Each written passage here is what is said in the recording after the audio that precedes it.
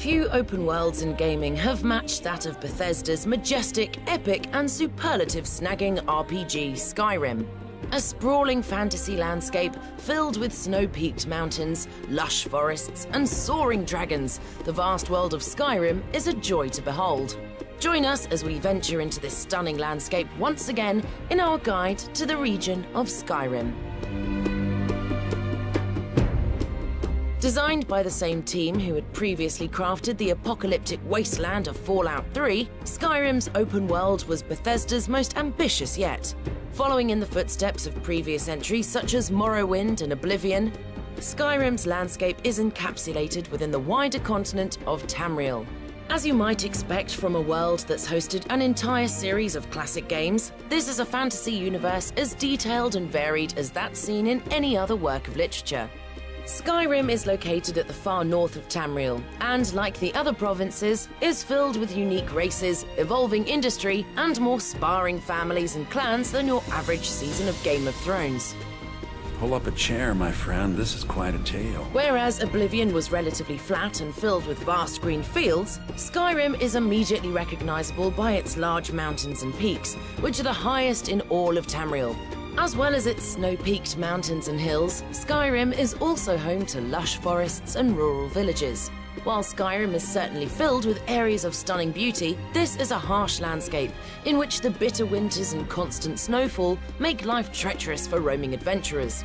Much like previous games in the series, the world of Skyrim also goes deeper underground, with various labyrinthine dungeons filled with hidden treasures. As you explore Skyrim, you'll encounter a range of capital cities, many of which are defined by their own rulers, religions, and architecture. The most prevalent of these is Whiterun, a crucial point of attraction in the civil war between the Imperial Legion and Stormcloaks. It's here where the imposing castle of Dragonreach looks over the rest of the city. In the southeastern corner of Skyrim is Riften, a small trading city that's home to the shady Thieves Guild. Located near the northeastern coast, the Gothic city of Windhelm is under constant blizzards and home to a large population of dark elves. If you're looking to get a drink, Candlehearth Hall's got warm fires and strong ale. Skyrim is also home to various guilds and factions. Located in Riften, the Thieves Guild welcomes those skilled enough to take on the life of a master thief. Bound to a code of honor, thieves stick to the shadows without resorting to violence. For those who'd rather get their hands dirty, the Dark Brotherhood's underground layers are home to Skyrim's sadistic assassins.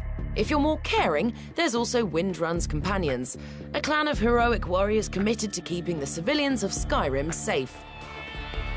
Finally, there's the College of Winterhold, a sort of Hogwarts without precocious children or crusty British actors wearing fake beards and pointy hats. Though you'll have plenty of time for sightseeing during your time in Skyrim, this wouldn't be an Elder Scrolls game without scary monsters. Specific to different regions of Skyrim, predators such as wolves, mud crabs and trolls pose a considerable threat to the underprepared. Bringing a whole new meaning to the term creepy crawlies, Skyrim's gigantic frostbite spiders can't be trapped using a jam jar and a postcard. As scary as some of these creatures are, none compared to the wrath of Skyrim's dragons. However, while there's plenty of dangerous creatures roaming the land of Skyrim, wild prey such as deer and rabbits can also be hunted for clothing and food. With a penchant for creating immersive and stunningly realistic open worlds filled with tiny details and an incredible scope, Bethesda's work on Skyrim is undoubtedly some of their best. In fact, there's so much exploring to do in Skyrim's world, you might be so overwhelmed that you'll want to retire. A particular proverb about arrows and knees springs to mind, but hey, you've already heard that one.